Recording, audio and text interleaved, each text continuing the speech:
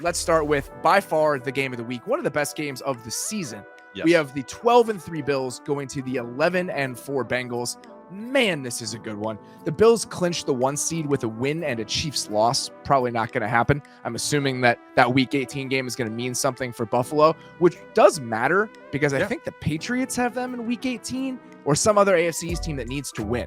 So the Bills needing to win that last game of the season does have more playoff implications beyond the 1 seed for Buffalo. Bengals clinched the AFC North with a win and a Ravens loss or tie. So if the Ravens win, looking at a huge game in Week 18 between these two teams. Let's get into this, though. I think the most interesting part of this game is something that we've talked about before with Lou Anarumo and the Bengals defense. He's such a great game plan coach.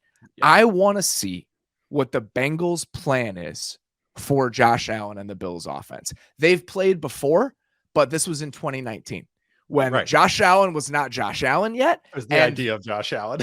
And the Bills offense wasn't the Bills offense yet. Nope. If you look back at 2019, Pat DeMarco was getting a ton of snaps in 21 personnel looks for a Bills team that looked like old Patriots teams. Yes. 2020 was when they really kind of underwent that spread it out shift that we've seen. And obviously they do a little bit of everything now.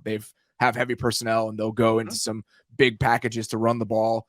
But I'm very, very curious what the Bengals plan is, because we've said this before. I think that the Bengals defensive plan for some of these teams lets us know what they think of these teams and kind of where maybe the weak points in these offenses are. Absolutely. And that's what, even going and researching on this, it's like, okay, what are they going to lean into?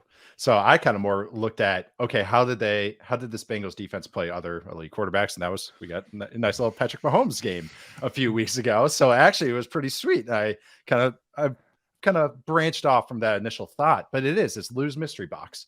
Like that is, it's so cool to see what package he has for you, like to show. It's like, oh, that's a fun surprise. That's a pony. I think you and I were discussing this a little bit. Is you might see some drop 8, which would make sense. And flooding passing lanes. The Bills still they diversified their attack, which I'll get to in a sec, but they also have. They still lean to quicker throws and quicker game and getting the ball out quick. And then Josh Allen goes into creation mode after that. The other thing I think maybe that he leans into in this game is pressure, is bringing blitzing, blitzes, especially the cover 0 variety, and especially on third down. That's what they did against Mahomes until Mahomes got him started in the second half. But in the first half, they were getting the Chiefs. And the thing is, Mahomes is fantastic against the blitz. Josh Allen hasn't been that great against the blitz this year. And that's a variety of things. That is him. He can be a little scattershot as far as with his eyes, but also the porous O-line. You got nobody really winning outside of Diggs. And you also the Bills are trying to get like James Cook going. You got a rookie running back that's tasked with protecting. That's not really what the world you want to live in. Not everyone could be James White as a rookie. So I think just this, he's 19th against the blitz by EPA per dropback. That third down, it's worse. It's probably even worse. Yeah. And he's second best overall by EPA per dropback. But if you blitz Josh Allen, he goes from the second best quarterback by EPA to Kenny Pickett.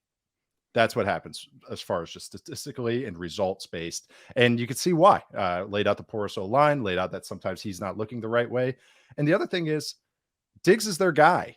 But who else? No one has really been stepping up truly, I think, for this offense. And I think that's such an important thing to talk about. This Bengals defense is 8th in DVOA against number 1 receivers. Okay. They're 6th in DVOA against tight ends. They're 2nd in DVOA against running backs. It's all in passing defense. They are 31st against number 2 receivers. Man. So those are always strange quirks. I wonder how those come about, whether it's just something that happens randomly or if it's something specific to the way that the defense is built. Right. And that's what I've been trying to figure out with this team. And I think it's just because they know they're really good at taking away your best thing and making you work for it. We've talked about years and years, Belichick using the 1 double defense to take away your number 1 guy. They do it through other scheme rather than just doubling one guy literally or bracketing a guy. They just do it by clouding a side. They do it by blitzing you and making you get the ball out quick. And I think that all matters and that all adds up. I have some stats too about Diggs and how they use them, but that's kind of just what I want to lean into. I think you're going to see some Bengals pressures sprinkled throughout this game. I'm totally with you. And I think that it would be a fun mix potentially of pressure looks, and then dropping 8 from pressure looks. And I think that mixture makes a lot of sense because the drop 8 stuff, I think works. I think is a good plan against this Bills team. They haven't seen a ton of it. It's been 25 dropbacks so far this season. It's less than I thought. I thought maybe less than I thought. 10 yeah. of 21, 10 of 21, 10 of 21 on the season. He's taken 2 sacks in those 25 dropbacks. Okay. And I would make them run the ball. The Bills' running game has been better over the last 6 weeks. They've been kind of middle of the road, just above average in both success rate and EPA per rush with running back runs, which they were down near the bottom of the league for the first half of the season. So that is an improvement. So you talking about Diggs and the other receiving options. I thought this was really interesting.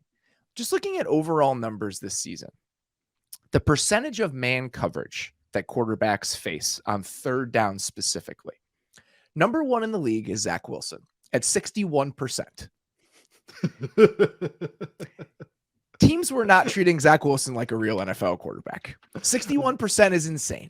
So sorry, you say that real quick. When I was looking at the Bill stats for their defense, I know we're going to talk about this in the sec. Their highest use of man coverage was against the Jets. Everyone does it. 60%.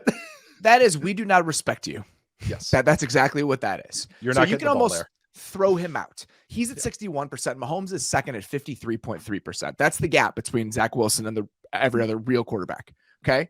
Mahomes is number 1. We know why Mahomes is number 1.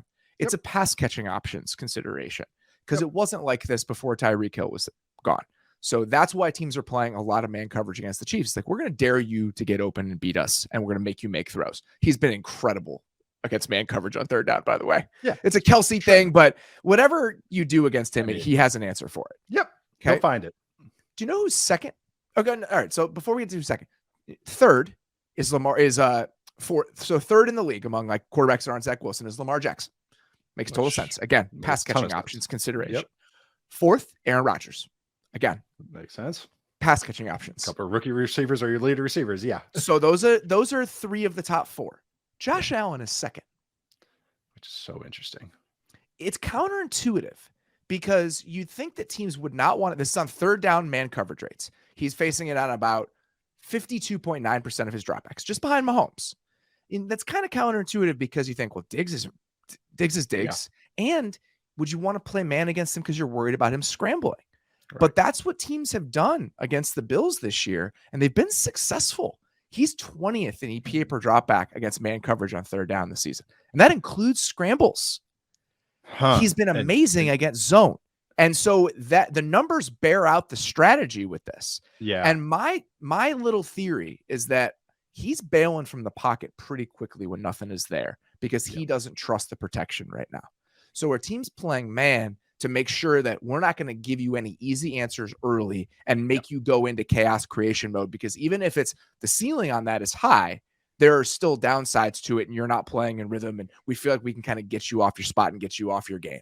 And I do think that combination of, all right, we're going to show pressure and either drop 8 or blitz and play man. That's a nice little combination when you consider the numbers and what this Bills offense has looked like for most of this season. Yeah, especially combining it with the blitz because he has to go one and done. Yes. Because it just doesn't have the time. Like, you're not chalking up these guys for protecting. I thought it was interesting too, is that man stuff, even with the Diggs, and Diggs is fantastic, one of the best receivers in the game, is those other guys not really stepping up. The Gabe Davises of the world, Isaiah McKenzie's, the Dawson Knoxes, they're all fine, but they haven't really, they bet on one of those guys like really being a true number 2, not number 2 in our offense, but number 2 for any team. Think about that Dawson Knox completion against the Dolphins, the big play that he hit. It's cover 2. He's just running through a zone.